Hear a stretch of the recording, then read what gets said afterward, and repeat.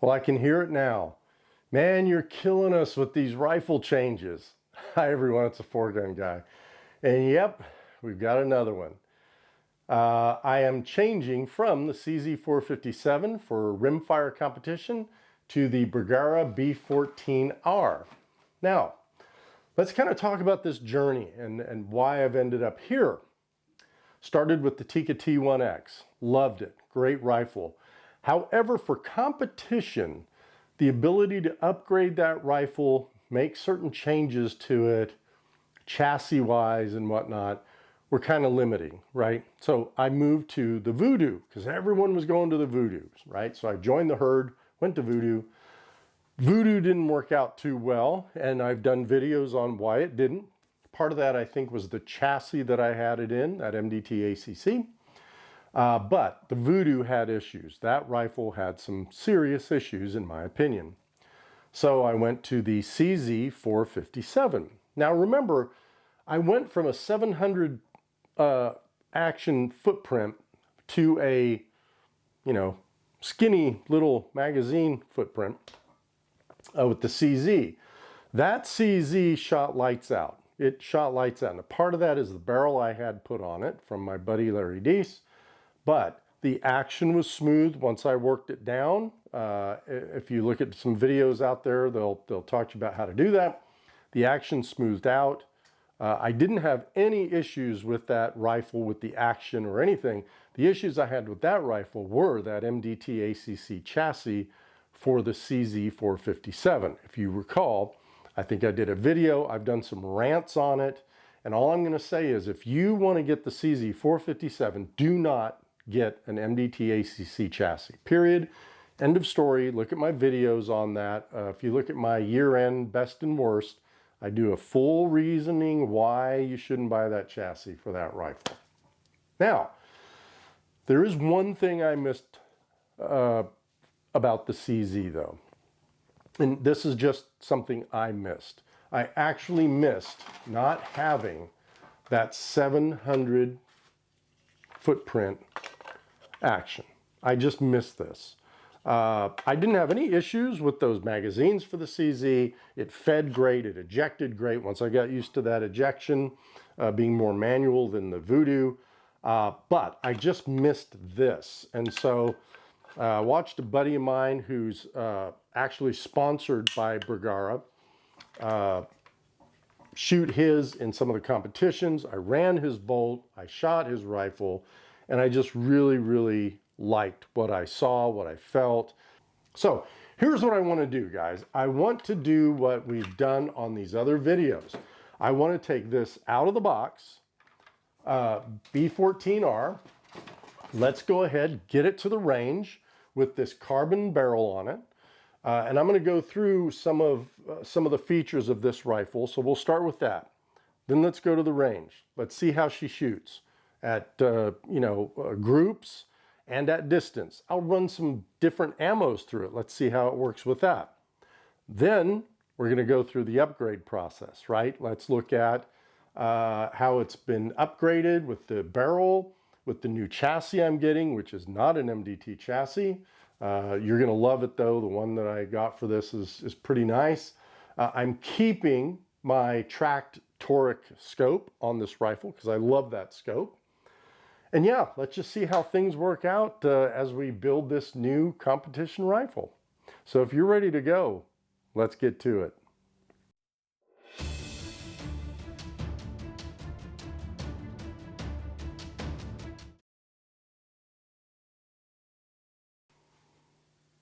Well, let's talk about some of the features of this thing. It is a pretty basic rifle. And look, you're going to buy this for one of two reasons. One reason, you're going to shoot production.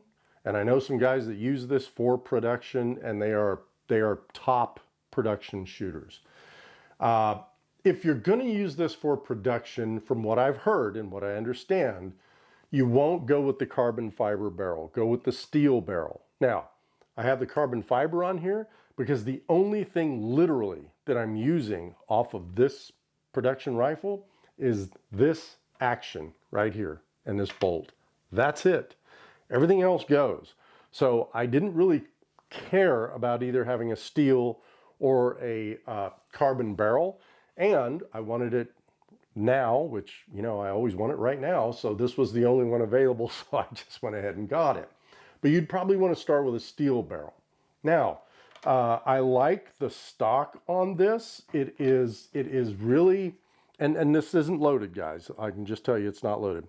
I like this because it is similar to my centerfire in this respect. It's got a more vertical grip here, right? It's not swept back. So my MDT ACC for centerfire, which I love that chassis, has that vertical grip, so I'm used to it. This trigger pull here is actually pretty good, and I like that there's a little rest up here. So if I'm doing this, there's a little rest right here that I can rest my thumb, just like centerfire, right? Because we don't hold it like this, right? We hold these like this, for at least I do for competition. It's got a very nice cheek riser here that's adjustable. And I will tell you that the butt pad here is not adjustable, only by taking out these spacers. Again, once you get your length of pull the way you want it, you don't adjust this that much anyway. So I think that for a basic rifle, this is a really good option. It does have some attachment points here and here, and you can get an ARCA rail mount for this chassis. So if you wanted to, yeah, you could slap an ARCA rail on this thing. The bolt, I said this in the intro, guys, I can't believe how smooth this is out of the box. Out of the box, this thing is just smooth as silk.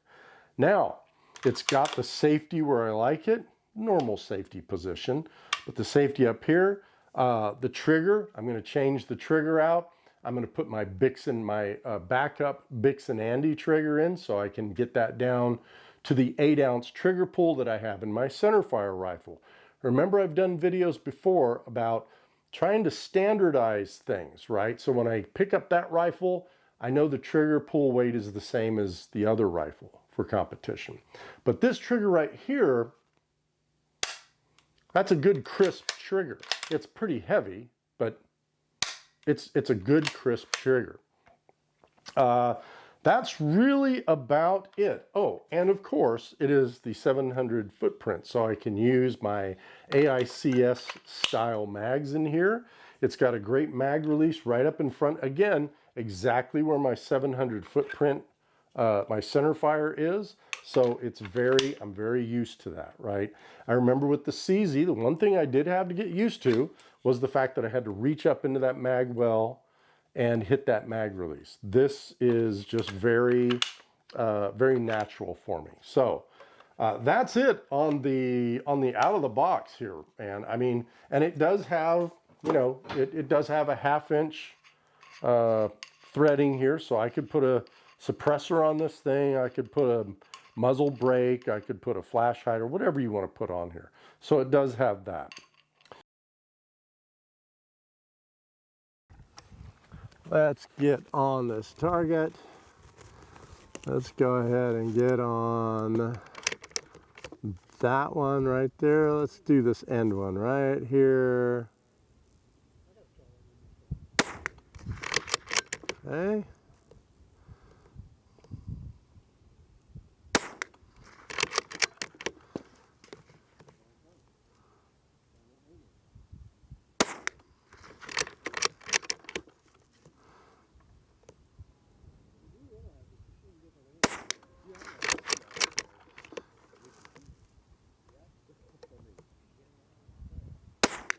And guys, most of this is me. I'm not used to this heavy. This trigger in this thing's really heavy.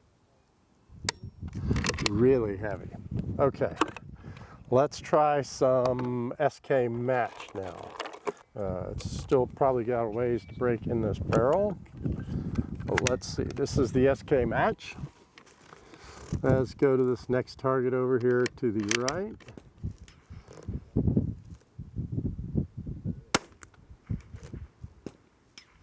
And that is like low left. Well, it's low left. Up.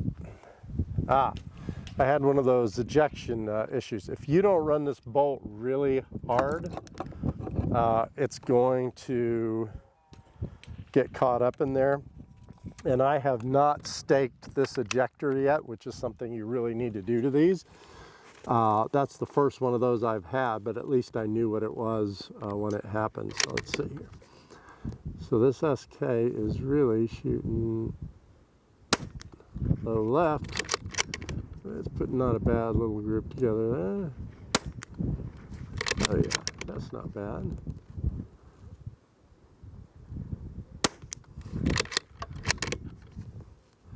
I think that's it. Yeah. Okay, that's a pretty good little group. I'd have to come up and adjust my dope. Come up about, what is that? Maybe 4/10, 5/10. Let's try 4, and I think I'll a little more there. Let's try 5 more rounds. So let's do 5 more with the SK, and then I'll go out to, it's pretty windy, but let's see if we can go out to some distance and hit a few of those targets, and we'll go from there. I'm going to shoot this same target. Actually, I'll shoot the center target here, see where this goes.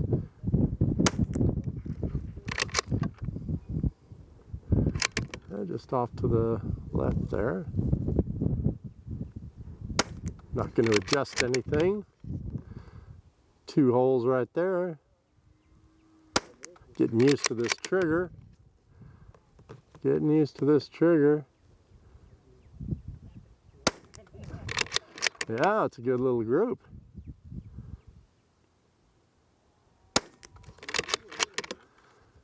That is a good little group.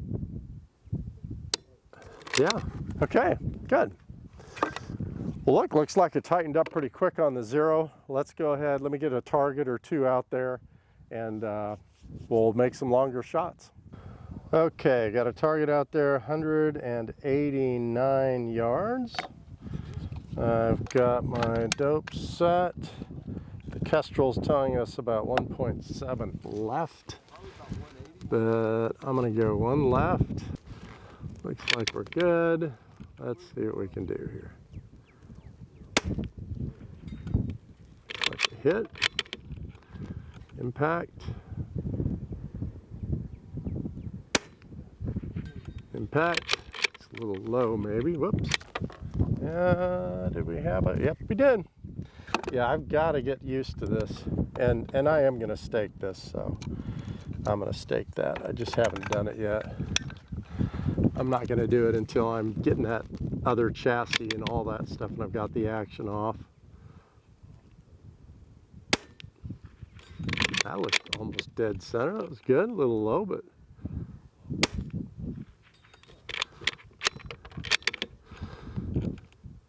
yeah, it's got a lazy ejection.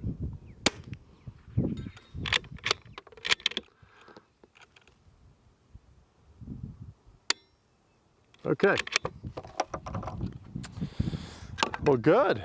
I'm happy with it. 190 yards, not bad for the stock. Let's go ahead and get back, and we'll start talking about the upgrades, and then bring it back out here and shoot it with those.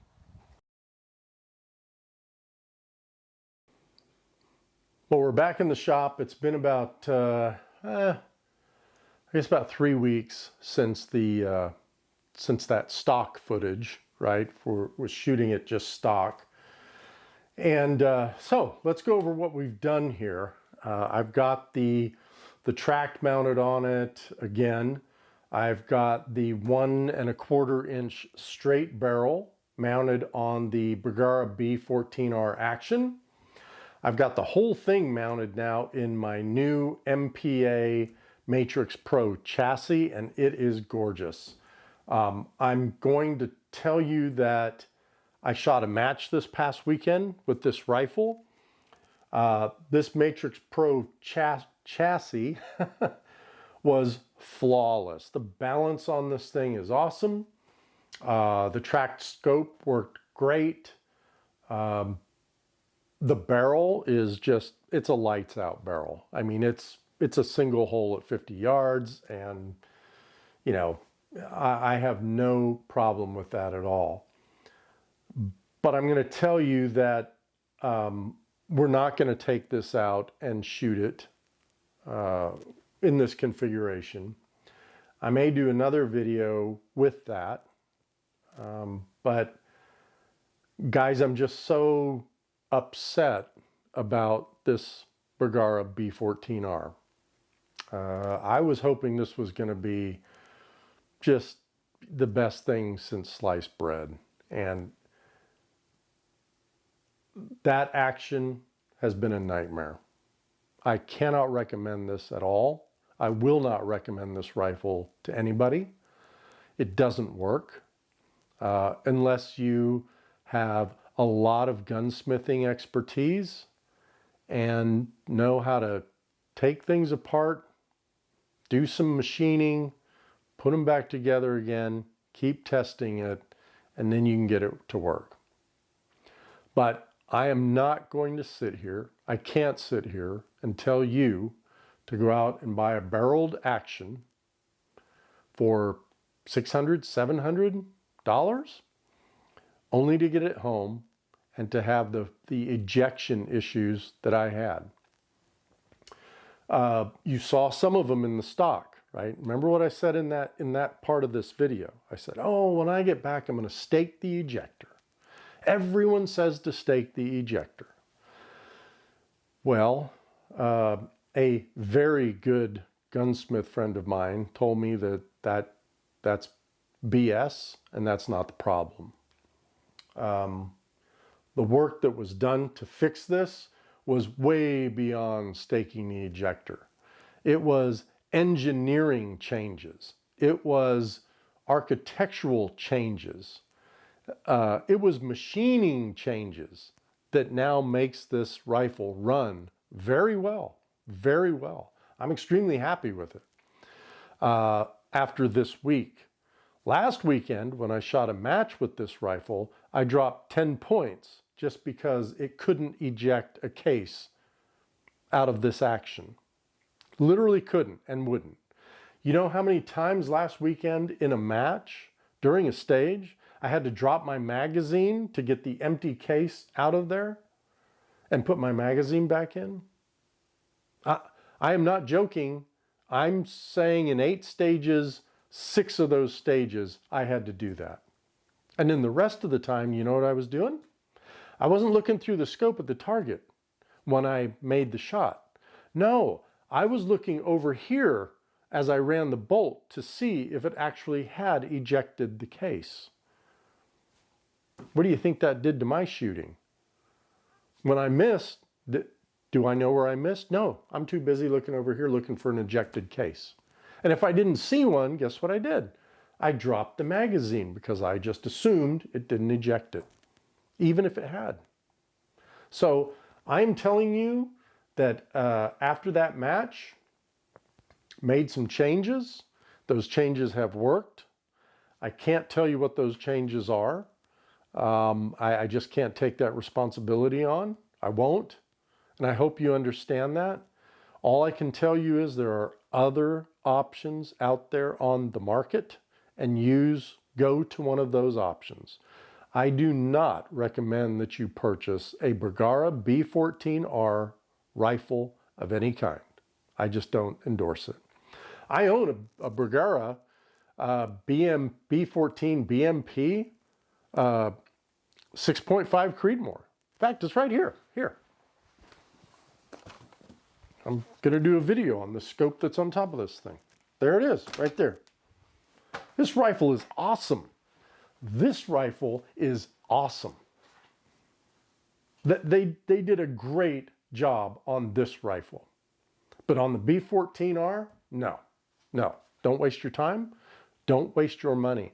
And I hope you understand why I'm doing this and why I'm saying this, right? I want to be known as the person who's being honest with you. I'm not going to be the guy who gets everything on this bench and says, this is the greatest thing since sliced bread. Go ahead and buy it. and I know that it's not going to work for you. I'm not going to do it. I didn't do it with the Vortex Gen 3 when it first came out, although we're going to see if they fix some things here coming up. I didn't do it with the MDT ACC chassis for my CZ457. I tore them apart because they didn't even consider the engineering they should have for that chassis. And I'm doing it right here with this. I think we need to really start standing up and saying, Mr. Manufacturer, you're screwing up and you need to fix it. And I can't believe they have not fixed this issue so far in that rifle. Go out there, do your research. I should have done more research. I shouldn't have just jumped into it. But go out and do your research. You will see how big of an issue this ejection issue is with the B14Rs. So, you'll probably see this in some of my stage videos because I am going to start doing those again. I know I've promised it, but I promise you I am. And we'll talk about the rifle itself during some of those videos, and you'll see how it's running. Runs like a champ. The bolt in this Bergara is as smooth as my Centerfire impact precision bolt. I've got it now to where this bolt runs super smooth. But I can't recommend this to you because you'd have to do way too much. Don't believe the videos that are out there about staking the ejector, and then there's one or two other little things that people are telling you to do. They're not going to work. Trust me. And if they do, they're going to help. They're going to help it. They're not going to fix it. So with that said, I hope you don't mind this when this kind of went sideways a little bit really quickly, but it was because as I shot this thing, I was like, oh my God, what is this? And why have I spent $1,000 on this rifle and this is what I get? So I want you to know about that. But anyway, I want to thank you for watching, guys. This little interesting scope on the top of this rifle, I'm going to do a review on that, and I think it's going to be kind of surprising. I've got another review on another scope. I'll just spill the beans here. I bought another Vortex Gen 3, and I bought it for one reason. I want to see if they fixed everything. And if they did, great. If they didn't, okay, I'll send it back. So we're going to get a review on that. And then I've got some other reviews on, we're changing powders. I want to talk about some of the things, some of the maintenance things that we need to do to these rifles about once a year, once every 6 months or so. So I have some really short videos coming out for those types of content. So with all that said, I want to thank you again for all your subscriptions, the likes, the comments. I hope you're okay with me being this honest, because I don't want you spending your hard-earned money on this stuff if it's not going to help you and if it's not going to work. So thanks again, and until next time, shoot straight.